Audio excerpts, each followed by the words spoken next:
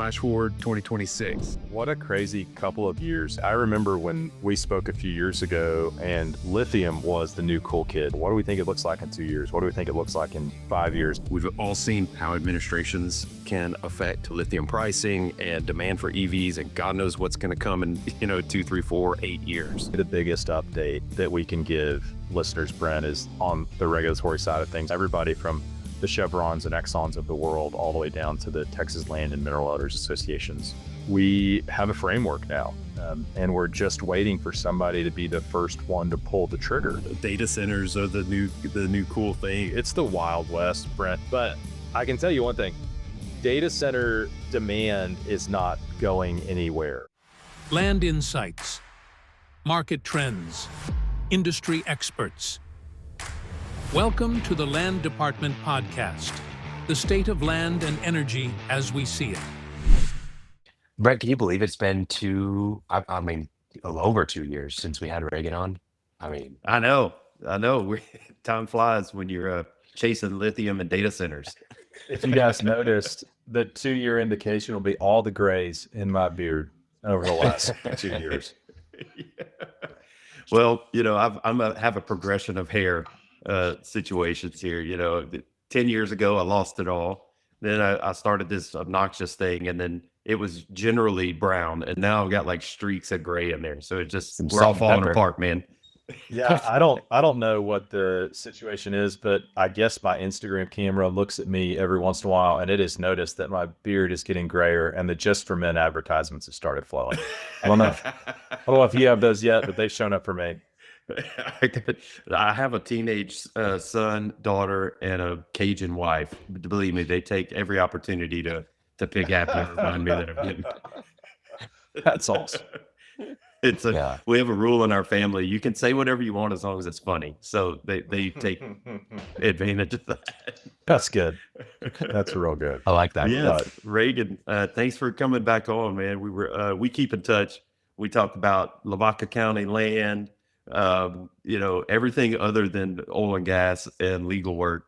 So it's true. I think if you looked at our text message conversation, you wouldn't know what we actually did for a living. You just said, these guys hunt, fish, and run skid steers. Yeah, that's exactly right. That's been our latest conversation, is me trying to convince you to buy not just one, but multiple skid steers, because they're worth it. You can't have two until you have one. So I'm there with the one. It's true. No, we wanted to do an update. We had a really good conversation a couple years ago on the lithium activity that was going on, and that was 2023. And we were kind of in the heat of the initial land grab for lithium extraction through brine. I think at this point in the game, most landmen understand and know that there's this thing going on with lithium leasing, and especially if you're from Louisiana, Arkansas, Oklahoma, Texas, you know what's going on. So, but we did want to do a little update on that. What's happened, how have things progressed. We were all very optimistic in 2023, but we were also in the middle of like a price crash. So none of us knew if it was going to really hold, and it's proven to be pretty resilient. So wanted to just do a little update on that, and then we're going to spend a little time talking about the new cool kid in class, data centers.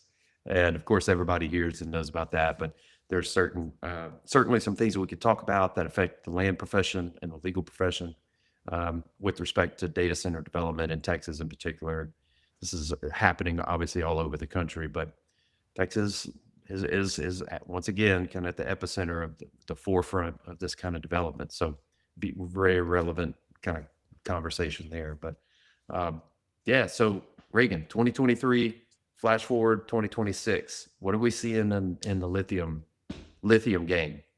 Crazy couple of years, by the way. I remember when we spoke a few years ago, and lithium was the new cool kid in class, and we kind of sat back and talked, well, what do we think it looks like in 2 years? What do we think it looks like in 5 years? Little did we know while we were talking that the price was going to continue to drop in the lithium market, and we saw significantly. I mean, when this all started, Brent, it was in 2020, and people were starting to look at it. Is it was slowly crossing the Arkansas border into Texas. And we were looking at $80,000 a metric ton. And anybody can make money on lithium at $80,000 a metric ton. But when we were speaking, it had dropped to that $40,000 a metric ton range. And then it came all the way down. And we spent a large part of last year at $10,000 to $12,000 a metric ton. The interesting part about all of it was that companies were still convicted with their model and came and were still leasing land. Now, there probably were some financial models that got updated after we lost $70,000 a metric ton on lithium, and folks looked to pinch some more pennies in underwriting where they were going. But the leasing still happened, and it was kind of fascinating. It didn't really affect market rates that much. While the price of lithium was doing this and going down and to the right, the price of the bonuses that were paid was going up and to the right. And that was due to a more sophisticated landowner. That was also due to a bunch of landowners who said, companies, you can't come poor mouth me about what you're going to do. I know you're in it for the long haul. But we saw some really neat things. We saw company positions start to really play out on maps. We started to see a more refined approach to the trend. Because if you look at a Smackover map in East Texas, it's a big, wide swath down from, the upper right-hand corner in Cass County, all the way down into Kaufman and a little south of that. But we really saw the fairway, which is kind of comforting. If you're looking at it from a development perspective, you see all these geologists get together and, they all seem to take the same approach, and you're like, all right, we're on trend. That's what's going on. What the playing field looks like. Yeah, exactly. So that was really neat to see. You're spot on with it, and it's not unexpected, I guess, for prices to increase, right? You had some pretty big names in the game. People started to show up. Obviously, everybody knows Exxon was there. You had your big players. There was a period of time where there was quite a bit of private equity interest in that. The obvious thing, the land grab. The turn and burn. And we ended up doing due diligence for a couple of those transactions. People would put together positions, and there were companies that were interested in diversifying their portfolio, especially some international companies wanted to get a little piece of that as part of their whole kind of supply chain strategy. So landowners get more sophisticated. The low hanging fruit is largely grabbed up, and you're going to see those prices increase. And just from the work that we're doing, they've stayed strong, stayed high. I guess a key thing as to why companies maybe stayed is these are long-term leases, right? This is a 20 to 30 year plan from a development standpoint. So I guess they're willing to, take that risk and continue to stay strong in this game, because they know it's going to take 10, 15 years to really develop a supply chain and a market. I mean, they're creating a market. Everybody needs to remember that, right? This is largely something that didn't exist leading into this. So, I mean, obviously lithium carbonate, things like that had a market and a price, but things are different, right? EVs, they're here to stay. We've all seen how administrations can affect, lithium pricing and demand for EVs, and God knows what's going to come in, 2, 3, 4, 8 years. No doubt. And maybe we get back to, 60 a ton or 80 a ton at some point. Yeah. But like most things, probably going to settle somewhere in the middle. And so that's a pretty exciting development there. It will ultimately settle. And the thing that I remind clients about all the time, whether it's on the development side or on the landowner side, we have zero infrastructure in that area of the state for something like this at the moment. And, we saw, relevant to Landman at the beginning, we saw people looking for 5+5s on those terms. And landowners would be like, what do you mean a 5-year primary term and a 5-year kicker? How could you ever, justify something like that?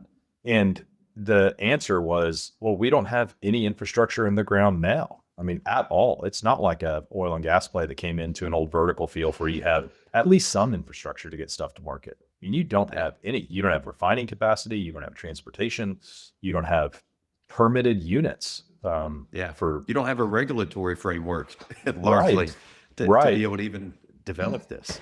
Right, which that's probably the biggest update that we can give listeners, Brett, is on the regulatory side of things. Last time we spoke, I believe we were in the middle of drafting or commenting on what would be the rules that the Railroad Commission would promulgate around permitting brine production wells. Because up until these last rules came through, we had rules surrounding brine injection wells, but we didn't have rules surrounding brine production wells. And so the Railroad Commission published those. Lots of organizations commented on them, everybody from the Chevrons and Exxons of the world, all the way down to the Texas Land and Mineral Owners Associations and NAROs of the world. And we have a framework now, and we're just waiting for somebody to be the first one to pull the trigger to go permit a brine production well. So if you hear of someone now talking about a well that they drilled, it is not for commercial brine production. It is something they likely re-entered or they drilled as a test well, which, they probably did under some water well stuff. But it's given us plenty of data for the resource. The resource is as good or probably even better than we thought it was just 2 years ago. We're seeing some 800 milligram per liter type tests throughout East Texas, which is just unreal. World class. I mean, world class, better than almost twice as good as some of the commercially economic wells in Arkansas. So it gives us a lot of confidence for the resource, but the regulatory framework is going to be pretty tough. Someone's going to have to be the first one to go permit it, and good luck to whoever it is. Hopefully it's not me.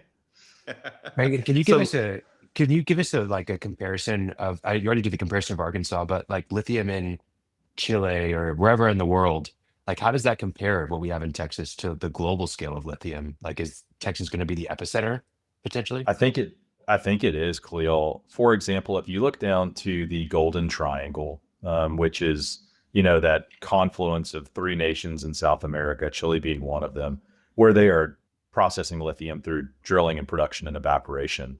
You see a lot of 600 milligram per liter, closer to 700 milligram per liter type resources, which are great. And those are the highest, most productive resources in the world. We've had 2 wells in East Texas test close to 800, and a one over 800, which is, the equivalent of a spindle top barn burner, if you're looking something to compare it to in the lithium game. So it's pretty neat. And so does that change the method at all? Like, so do they still just do drilling or do they go into mining at some point?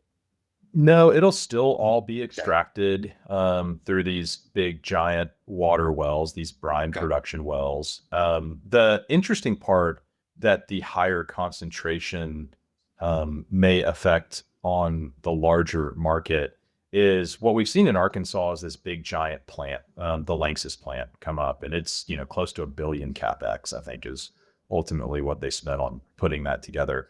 And this is a DLE plant. It's a direct lithium extraction plant, right? And just a quick review for listeners, if they remember direct lithium extraction, in my non-engineering mind, the easiest way to describe it is it's a big fancy Brita filter. You run some stuff through there, and there's a scientific process that you can use called absorption or adsorption, depending on what you do. And then lots of processes use a chemical wash. And then what you end up getting is a table salt like product in the end. Yeah. And you either have to truck it or train it somewhere, or that's if you are processing it on site. The other option is having a big central processing plant like Lanxess instead of a mobile direct lithium extraction facility like a lot of folks are underwriting their projects on. And those plants are huge and they are a lot of money. And we have all waited on the Texas side going, all right, what midstream is going to come in and spend that CapEx banking on, that we're actually going to drill all these wells, and no one's going to yet. It'll be a while. There are a few companies here in Texas who have bought land and made press releases about plants that they're going to build, but have not been able to put the financing together yet. So that'll come. The midstream part will come later. Someone's got to go permit a brine production well first. And Yeah, somebody's got to say, "Hey, we're in the game. yeah, We're actually going forward," and go through the yeah. rules. And the hurdles are not insignificant, Brent. Like for your land guys that are familiar with permitting in the oil and gas space, the Railroad Commission rules will first require somebody to go identify a project area, which will be the equivalent of what we think of in the oil and gas world as a field designation. Yeah. And then these units that are going to be within this project area are going to be really large, 2,000 to 3,000 acre type units. They're going to be big. And they're big. And they also have some really specific requirements about, folks that are mineral interest owners or what we would think of as the equivalent of non-operating working interest owners of the units, and how those are going to fit into the larger field and what you're required to do and the notice. And it's going to be a big, heavy lift, which is why I think you haven't seen anybody do it yet. The second reason no one's done it is if you're thinking of it in the traditional oil and gas space, for every big field, there are a bunch of SWDs to dispose of produced water.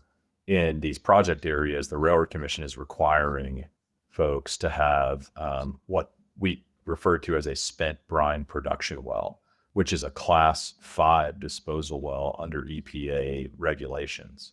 And those Class 5 disposal wells, Texas does not have primacy over, meaning Texas is not the regulatory body that permits those. And until Texas has primacy, the Railroad Commission's official position has been, we're not going to permit any brine production wells until we have primacy over spent brine injection wells. And we require a spent brine injection well for every project area. So it's a real chicken and the egg issue.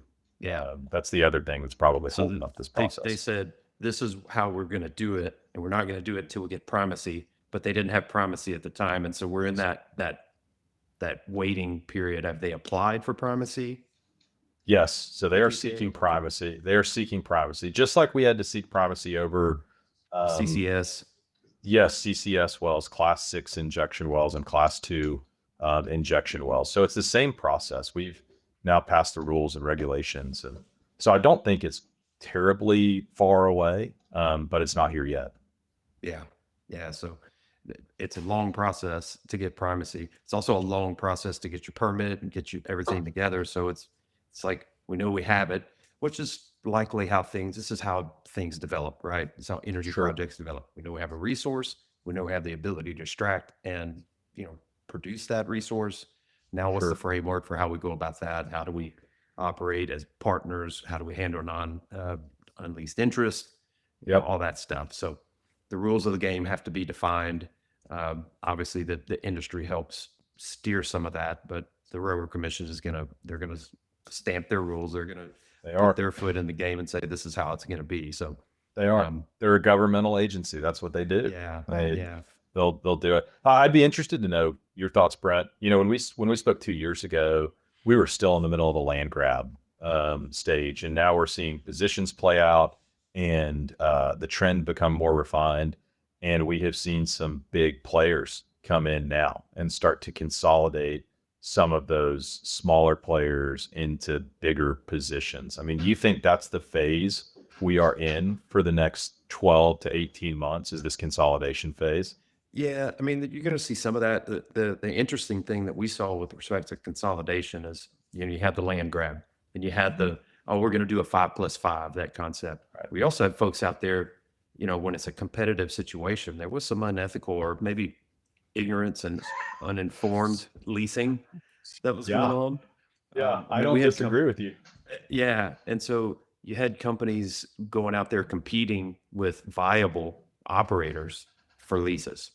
And so as you see with, in any kind of competitive land grab situation, some companies just told people what they wanted to hear. I mean, we had 2% terms that are not viable. That's exactly not even right. Nowhere close Not to close. being viable.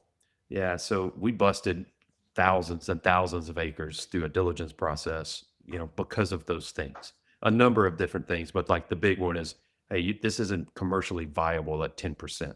And that's a big distinction. These are 4, 1 13 to 2%. and a half. or Yes. 13.5%, which we started to see some, which is Yes. wild. Yeah. And so there's that whole process. And there's a lot of ground that's basically just blocked up that has non-commercial terms. And so we're seeing a combination of things where, okay, we're going to close on this deal. You're going to sell it for a discounted price. And now we have to go back and renegotiate those agreements. And that work is happening. So there's land work that's happening and kind of in that context. There's still organic leasing going on as these wells get drilled, the trend gets further defined. As big players, put their foot in the ground, their stake in the ground in their areas. There's still other viable areas. There's still other areas that may be viable that are yet to be determined. So we're still seeing that kind of greenfield activity. The Texas side, it's a mineral title game. This is a big area. It takes longer. So negotiation is more difficult, right? Because especially when you get into Texas, because you're starting to get into East Texas, oil and gas areas. These people they're not going to sign the first thing that comes across their plate. So the attorneys have figured out, that this is a game, and the deals take longer to come together on the organic side. But for sure, I mean, we saw Chevron jump in. We've seen some international players jump in and get different positions. But we're going to continue to see some of that consolidation. For sure. The part that's interesting to me about consolidation versus kind of the greenfield organic leasing game is we saw the concentration up in the historical oil and gas development areas, right? So places where you had some good mineral title, and it was, I don't want to say low hanging fruit, but lower hanging fruit. And then we've seen this trend kind of move towards the west and southwest down to the bottom of what I would call the bottom of the Smackover play, where there's less oil and gas development, but you go look at a historic map and you're like, oh, those are some big water wells that someone drilled years ago searching for oil and gas. And there's some data on it. And you've seen some people start to put that organic leasing together. And that's interesting to me, is watching that trend move from what was hot, what was low hanging, what was the area of interest that everybody was interested in, to moving down the Smackover a little bit and watching that, west to southwest area really develop. When you think about it, right, when this all really popped, 2022, maybe some 2021s, it was starting to happen. And there were some players in there earlier than that, but, at 60,000 a ton, or 80,000 a ton, you better go get the lithium, right? Yep. Go to that area that at test high. Yeah. Well, then you fast forward to 2024 to 5 and even going into this year, prices are much lower. So what happens? You start looking at what other constituent minerals are out there. How else can I provide value or bring value out of these leases? So you start to see some potash talks and bromine considerations into that. Like, what do you see in there to help justify kind of this activity, and maybe explain why we've continued to see the greenfielding and stretching out into some of these areas? Kind of expand on that. Yeah, that's a fascinating point, Brent. As most of your listeners will know, every time we talk about potash in the oil and gas industry, everybody thinks Eastern New Mexico. Yeah. And all of those people that became really wealthy because great granddaddy was a landman and was chasing potash leasing in Eastern New Mexico, took a lease on BLM lands, assigned it, reserved a 2.5% override. That was his retirement, just enough to get him a hot meal on the table and maybe a new home out in Jow. And then fast forward a couple generations, and grandkids are flying to FBOs in a private plane back and forth. Yeah. And so when I think the override buyers are chasing them down the whole way, knocking down the door. So I think when we hear potash, particularly for your listeners, everybody's ears go up. We have potash in Texas. It just has never been a sexy thing, right? I mean, it's a potassium-based salt that's used primarily in fertilizers, and that's its in industrial use. Interestingly enough, we have seen as lithium prices have become compressed, and you're looking for different ways to underwrite the land grab, people have started to underwrite it with some potash in East Texas, which is part of Mineral State. And then people have started to underwrite it with bromine. And the bromine side, we kind of anticipated. And that's how this all started in Arkansas. The potash side, we didn't. So I'll see these decks come across, for folks looking to jump into this space and someone soliciting investments or whatever. And now on like 3 or 4, I have seen potash being underwritten and then specifically mentioned in some of these leases, which is interesting to me. But you got to make ends meet somehow on this land grab. And it is a bunch of big, abundant resource out there. And East Texas has been a natural resource harvesting station for the state for decades and decades. And it doesn't surprise me that we're underwriting it in different ways. So how are they identifying that? I guess step back, and you're not an engineer, you're an attorney, Right. but so how is this potash developed? I mean, are there shows or are they seeing it? Is it extracted from brine, just like the lithium is? The same concept, or is there another harvesting mechanism? Well, I have not seen anybody underwrite it through brine extraction, but my understanding is that they could. So the potash development in East Texas is not too dissimilar than the potash development in eastern New Mexico. They find this potash in these like big underground salt domes. And that's historically where all that, I don't understand the geology behind why, but that's historically where these big potash deposits were found. And what I am assuming is that they could likely through some sort of leaching process, through every other salt dome type extraction, get it out of the ground. But, it wouldn't surprise me if it could be underwritten through a brine production well. And I guess one of the pitches I saw the other day, Brett, did refer to trace elements of potash in the brine stream. But I have not done enough research to understand the idiosyncrasies behind that yet. Yeah. I guess the big takeaway are rights, right? So if their agreements provide for, the ability to produce everything other than oil and gas, right? Which is what you tend to see in some of these agreements. They're very brine centric and lithium extraction centric, but a smart operator is going to get what they can get in their agreements. No doubt. And if you have that, your program involves that and accounts for that, then there's value associated to that if it tests out and produces. So, okay, that makes sense. And it also makes sense why you start to see value added to that when you're soliciting investment and things like that. Right. That's just how business goes.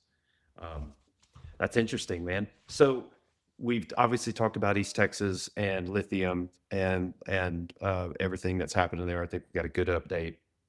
Really excited to see how that progresses. Back in 22, 23, we were talking about, all right, where else is there gobs and gobs of water produced? Well, it's the Permian, right? So have we seen, there was talk of, the water business is a huge business there, and we've seen all the cases and who owns the water rights and who owns the produced water and who owns the ability to, extract whatever value out of that produced water. So we don't have to dive too deep into that, but what are we seeing? We're starting to see signs of a viable lithium extraction potential in the Permian Basin For sure. through produced water? Through produced water. And it's going to be a different economic use case out in the Permian. And the reason is because we still have lithium present in Permian produced water, just not at the levels we see it in East Texas. Yeah. And you may go run a test out there and it may be somewhere from 70 milligrams per liter to 130 milligrams per liter, which doesn't justify going and drilling a big 8 to 10 million brine production well. But it does justify putting some type of direct lithium extraction unit out on your pad site that is tied into your water system before that water goes back down hole. And you've seen some announcements from some traditional oil and gas companies, for example, Element 3, that got announced, I guess that was probably the beginning of last year. And that's a project where there's some proprietary technology that's being used on the pad site to commercially extract lithium from produced water out of the well. And you're seeing some more dollars go to chasing that, especially once people realized, hey, the produced water is already above ground. Like it is there. It's coming to me. It's coming the to me central no matter processing whether I like it facility. or not. Yeah. Yeah. How can I get another penny out of it? Yep. And so, you know, I think people were turned off at the beginning when they looked at East Texas and said, oh man, if I can get 600 to 800 milligrams per liter, like why am I fooling with this other stuff? But if I don't have 8 to 10 million in CapEx in getting it out of the ground, and especially once the Cactus water case clarified how we were going to treat produced water under oil and gas leases, I think that opened the door for folks to go spend some money on figuring out, all right, how are we going to get the lithium out of the produced water before we put it back down hole? Yeah. Yeah. I think we'll continue to see that develop, and especially as the technology, it's like anything. Once the DLE technology it gets established, once the price to build a DLE facility levels out and gets reasonable, it's a practical way to think about it. So, and kind of what we all expected. Yeah, I was talking to someone right before Nate the other day, and they had spoken to a group that was trying to go identify areas that were historically underutilized oil production areas because their water cut was so high. But they also fell into the framework of that water cut that's so high has some decent concentrations of lithium. And they were trying to put together a program. Man, my oil on its own isn't viable. My lithium on its own isn't viable. But can I have this dual resource type field development and make the whole project viable? And I think that's potentially a really cool bridge that you can see between some of these historic oil areas where you started to see much higher water cuts. Like think the old fields in the Panhandle. That's the first place I think of. Austin like, is Chalk. that? Yes, exactly. Yeah. Like, is that going to be something that I can go develop now? Because I have this other way to monetize the resource. Yeah. Well, I think that's, at Landman, you were always a nervous bunch, right? It's like, oh, we're going to be done with the land work. What are we going to do in the next 20 years? Well, 10 years ago, half of our business at Dudley Land Company didn't exist. Today's business didn't exist 10 years ago. And, things will evolve. What is going to be interesting is that, the last 5 years, the landman went from being an oil and gas landman or maybe a right of way or surface landman to now you're an alternatives landman. You've learned about, solar farms, wind development, battery storage projects, carbon capture and sequestration. Now you're working a lithium job. And that skill set is applying to all of these projects. But what the difference maker is going to be is not only do you have your oil and gas company, say Oxy, for example, they're traditional oil field, oil and gas company, but now they're doing brine projects. They're doing CCS projects. They're learning. So now they've got marginal oil and gas fields, but they're going to have the ability, the skill set, and the knowledge to be able to take those types of projects and make them viable. That's what the work of the landman, 5 to 10 years from now is going to be. It's going to create a ton of different opportunities. We're seeing that the data center development and all these different latent natural gas, but you're spot on. That's where it's going to go. It's how can we make a project or an area or an asset that we have economic? And maybe it's not going to be the majors, but it's going to be the smaller, more nimble company that can accumulate that kind of skill set and knowledge and actually build these projects and make them viable. We're already starting to see early signs of these types of projects where you're combining a CCS deal with an enhanced oil recovery project, and you're trying to finagle these things and make it work, and then throw in the data center development, and it's all of the above. Let's figure out how to get all this together to make a project work. Can you imagine? I think back to probably, I don't know, mid 2015, going into the fall 2015, where I sat at my desk wondering if my phone was ever going to ring again. And then today, thinking about the percentage of my work that is stuff that didn't exist 10 years ago. I mean, you talk about the new skill set of the landman.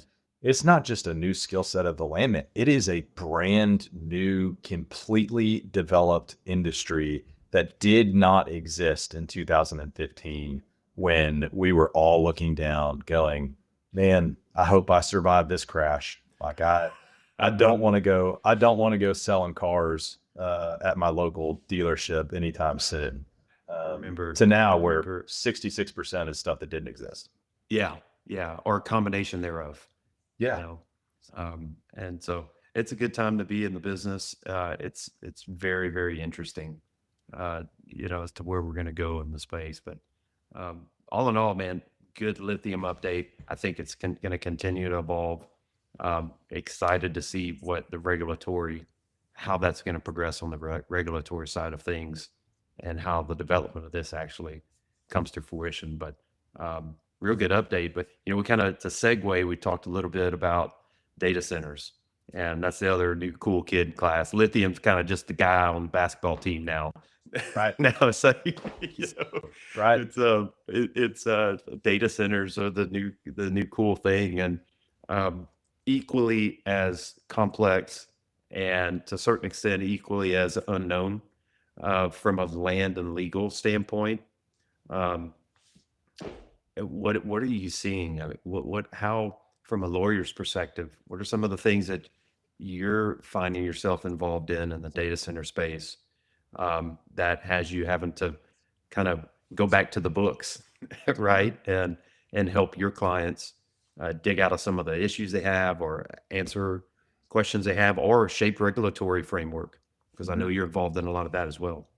Absolutely. It's the Wild West, Brent. So think back to basic oil and gas 101. In every industry we've had in the state of Texas so far that's kind of taken off and been oil and gas adjacent, like lithium or solar or wind or things like that, we had developers that for the most part were somewhat familiar with the state of Texas. So much of the money in data centers that's coming into the state of Texas now is East Coast traditional private equity or family office that's never really had an energy focused type of fund.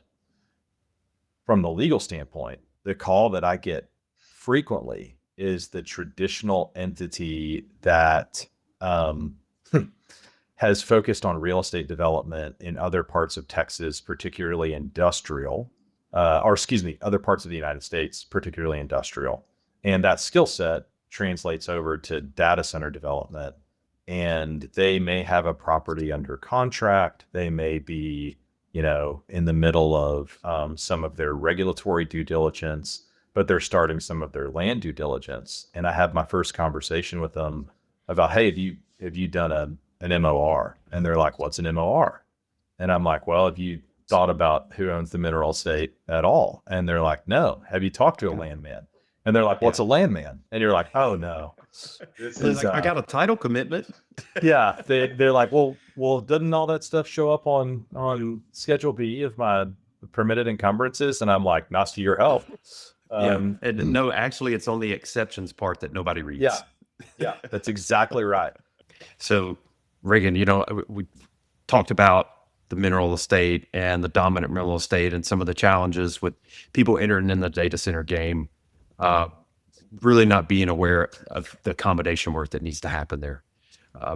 One of the other big things is water, and that's kind of something that wasn't a big item originally when a lot of this development started, because there's East Coast, there's ample water supply. It's not an issue. Well, Texas is a different thing. I mean, we're in a 15-year drought, 20-year drought, some would say. Water procurement and water rights and access to water is a big deal. What are you starting to see there?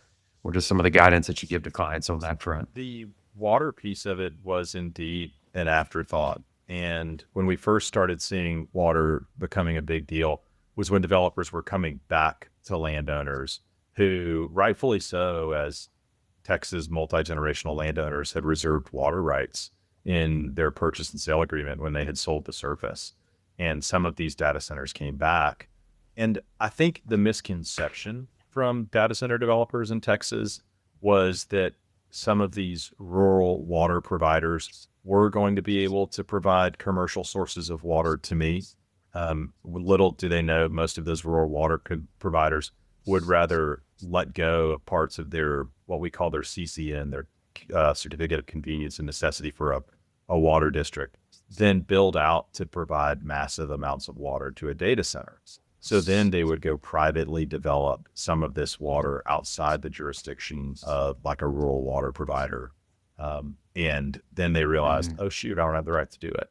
So they had to come back and renegotiate water rights. Now, I think when you get closer to metropolitan areas, you're not going to see that problem, which I think has been a pretty salient step in what we've seen on the data center development side.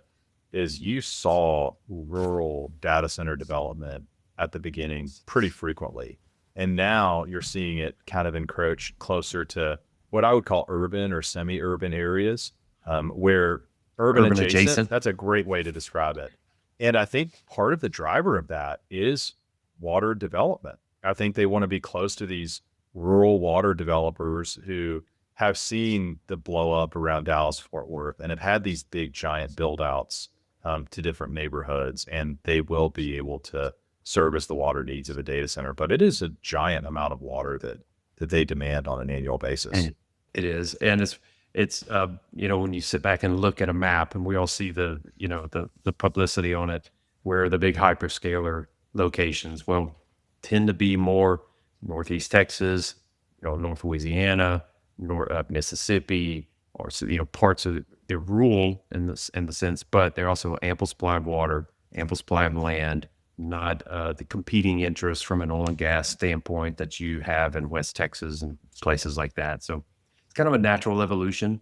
Some of the challenges that we see, and frankly, most of our clients, it's astonishing, over the last 2 years, some of the work that we've done in data center development.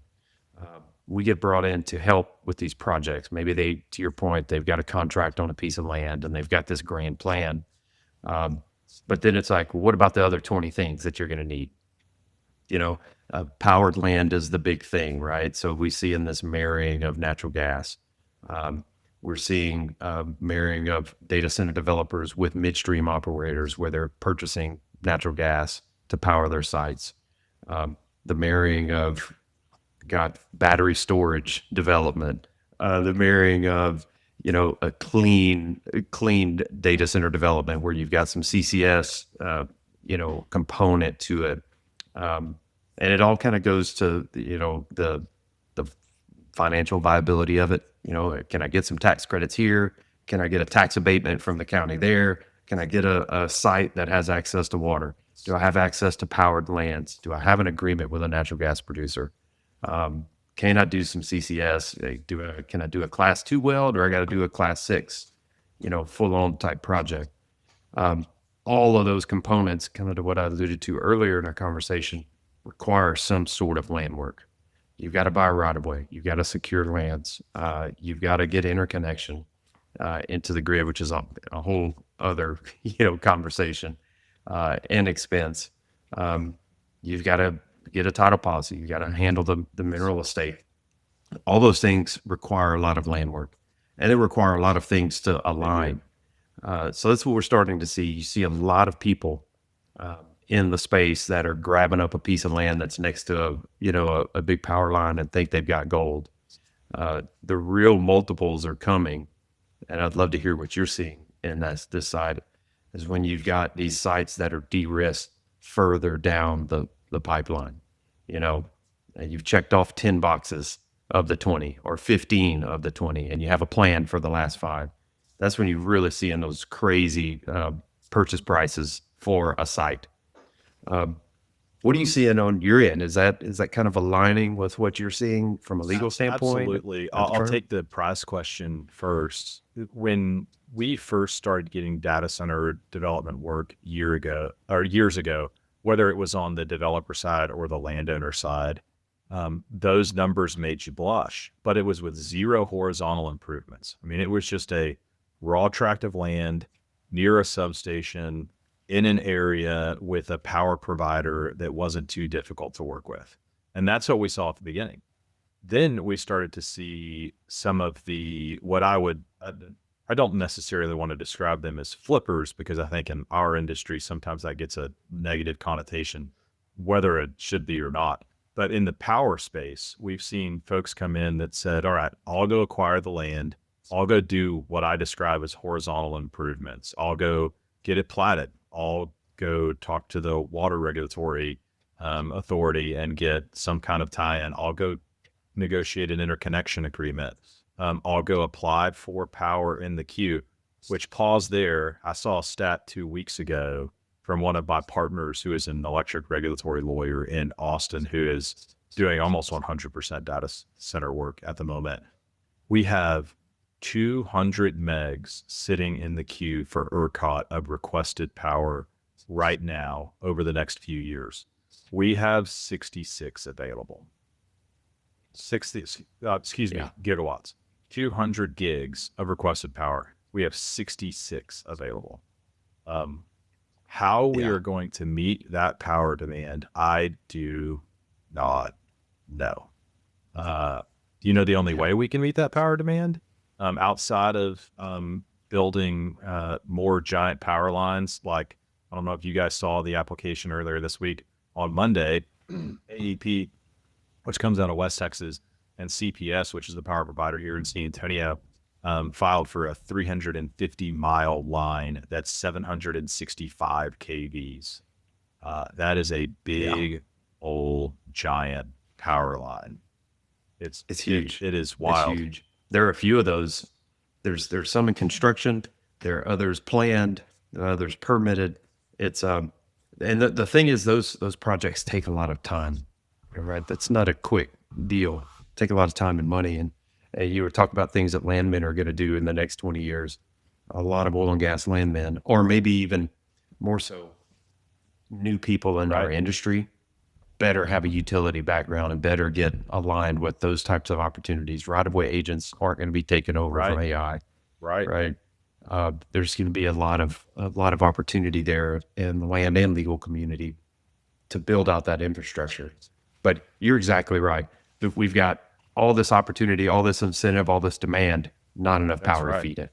So, that's why we've started to see more and more value placed on the behind the meter power source, right? How much of this power can I generate behind the meter where I don't need to pull it from the grid? We're working projects in these traditional, real gassy areas where we're trying to combine that ample gas supply. Does it have 25 years of gas? Right? Is the question. And how can we marry these projects together? And that's challenging, right? I mean, you think about a gas field. It's rare that a single party owns a gas field, right? From an operator standpoint. And better yet, a gas field that has gas for 25 years. So the midstream operators are big in this game now because they've got the gas and they're looking for someone to sell it to. So how much are they willing to carve off to sell to behind the meter type power generation project? And how much are they committed to already sell to, just general power generation in the state of Texas? It's a big challenge. That's the good thing about it though. Difficult things can get worked through. And if anybody's going to do it, it's going to be Texas. We're aligned economically and incentive wise, but we've got to accelerate our grid and we've got to work through some of these challenges. One thing that we haven't necessarily talked about or kind of maybe any regulatory hurdles on the data center side. Is there any consideration there? Any developments? Anything legislatively? And it can be for incentivizing infrastructure build outs or, other aspects of the development. Is there anything there that we hadn't touched on? Interestingly enough, in the oil and gas space, if you guys remember, flashback to the Barnett Shell. Remember that old cool kid in the room 20 years ago? Yes. Yeah, it was awesome. That's how a bunch of landmen got in the game. He was like, I can live in Fort Worth and be a landman. Yeah, it's no easy. doubt. So flashback to the Barnett Shale, and we started seeing all that development with those big old horse heads pumping next to these neighborhoods. And we saw cities start to legislate around banning drilling within certain municipalities. From a regulatory standpoint, one of the most interesting things we've seen over the last 6 months, and it seems to come up every 3 or 4 weeks now, is the combination between development within city limits and being in an area of historic oil and gas development on the outskirts of the city. Because naturally, in some of these metropolitan areas, we didn't see it like Fort Worth, where oil and gas development was smack dab in the center, 4 miles away from the epicenter of the city. We've seen it on the outskirts, which is where these data centers are going. And now, in an effort to try to attract data center development by giving them huge tax breaks or whatever else, some of these cities are trying to look into, all right, what can I do? If this data center can't go get all the mineral owners signed up and a surface waiver on this tract, can I do something from a regulatory standpoint to prohibit development? And we have this preemption statute in Texas that says, hey, only the state level of government, not the municipal level of government, can regulate oil and gas activity. Unless you check these few boxes, then municipality, you can go regulate it. So we have seen this kind of spur of municipalities in order to try to attract data center development, figure out what kind of drilling and oil and gas regulation they can put in place to make data centers feel comfortable that someone's not going to come put a pump jack in their front parking lot through regulation, and they have to check all the boxes under this statute to do it. That's been the most interesting regulatory development we've seen over the last, 6 months or so. Yeah. Wow, that's interesting. How the tables turn. Yep. Right? How the tables have turned. How the cool kid in the room is no longer the gas company coming in town to drill big oil and gas wells. It's the big box data center that's going to go build $1 billion campus. Pretty interesting deal. Yeah. Our 600 or 60 billion. That's what's crazy. Yep. Some of these things are well, and we were talking about the dollars. multiple a second ago, Brent, on some of these tracts of land. Like when you think about it, when we first started hearing about this a few years ago, and people were paying, $80, $90, $100,000 an acre for just raw land, we're like, someone's lost their mind. And then you look down at their total CapEx spend for this facility, and you're like, oh, the land was the equivalent of the Kleenex in my household budget every month. Like it's just nothing. Yeah. It's more important to have it than to even think about what it costs. That's right. And so it's no doubt that it kind of goes to those boxes that I talked about. Like when the stars align on a site, it's invaluable because it's the viability of you being able to start on your site a year sooner or 2 years sooner or whatever, or get additional funding that you need, or get the partners that you need involved.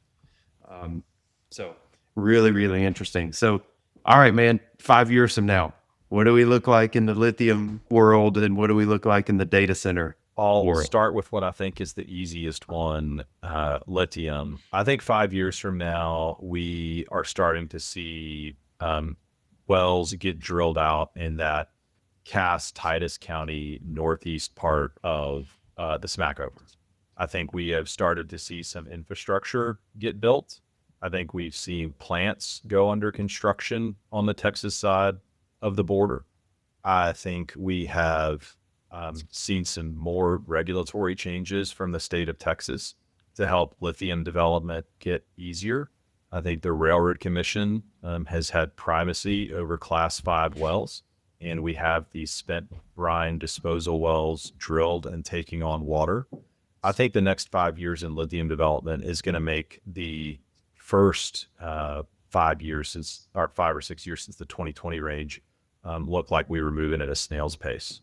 And I'm very excited to see momentum Texas builds. And I'm excited about that too. Do you think that lithium will be transported through rail? Is that kind of the logical? I think so. I mean, there are really two ways we can do it, right? We can produce the raw brine and transport it through a pipeline to a central gathering facility. And then the refined product from there gets put on a train, or we can process it at the pad site through mobile DLE and transport it by truck.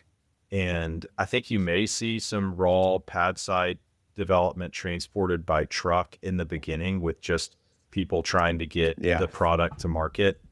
Get it to the market. Eventually, we'll see central gathering facilities and rail transport, which I think is an underrated part of some folks' lithium positions. I think being near a rail or having the ability to have a spur come out to your, 5, 6, 7,000 acre position where you can put together 2 to 3 units and have your own mini processing facility and throw it on a rail car.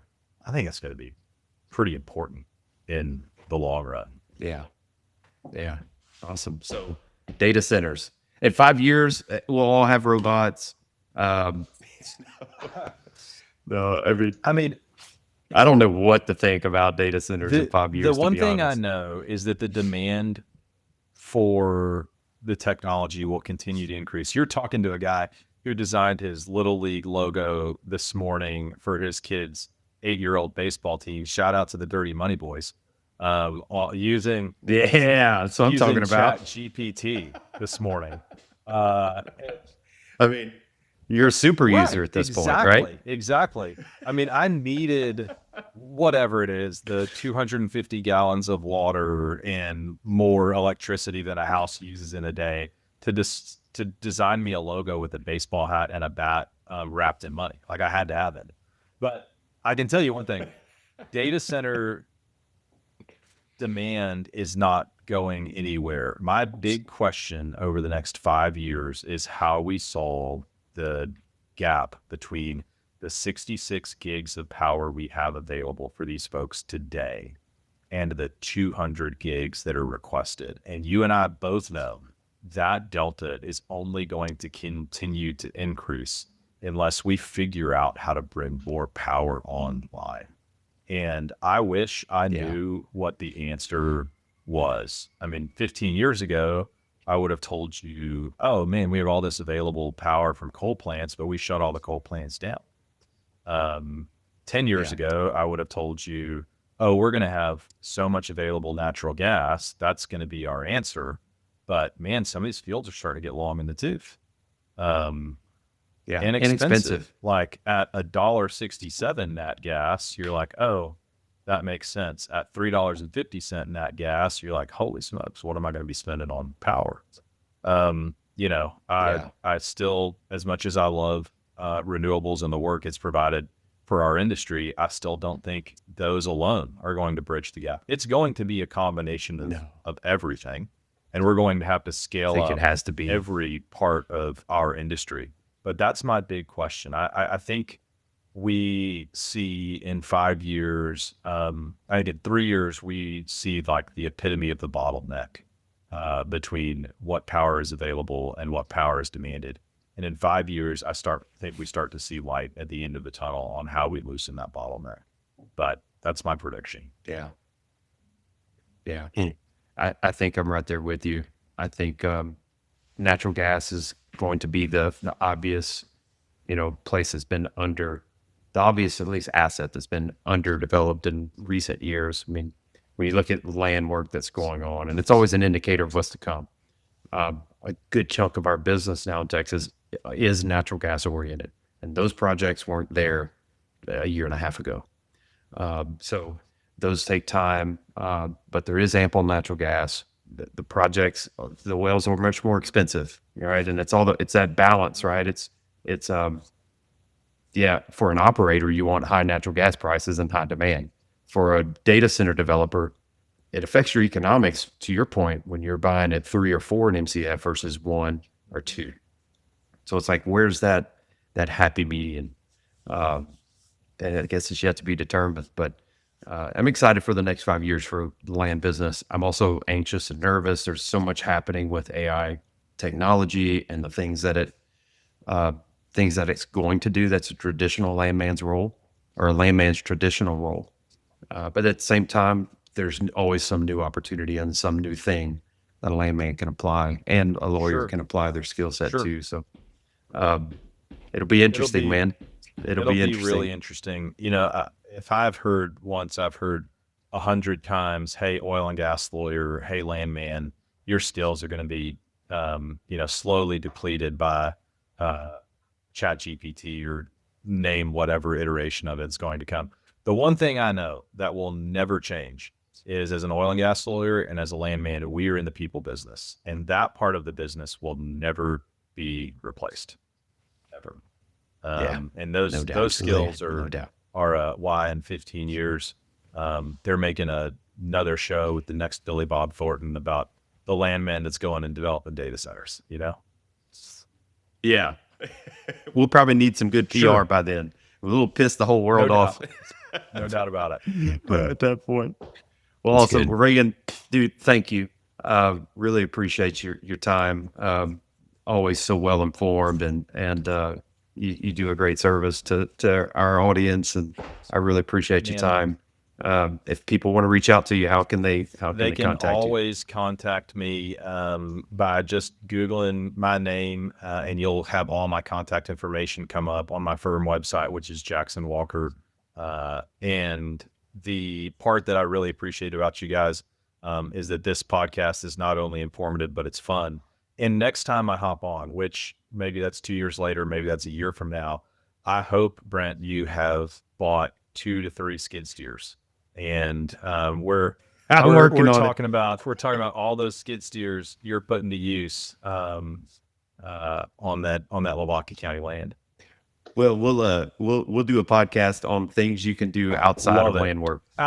Things you can do outside of land work that are also land work, by the way. Well, yeah, exactly. Why we need to keep doing land work to afford the skid steer implements that No doubt. that I'm now Love addicted it. to. Oh man, So, Reagan, thank thanks, you, buddy. guys. Really appreciate it. Yeah. Thank you. Enjoyed today's topic? Follow us on Spotify, Apple Podcasts, and YouTube. Learn more at dudley-land.com. See you next episode.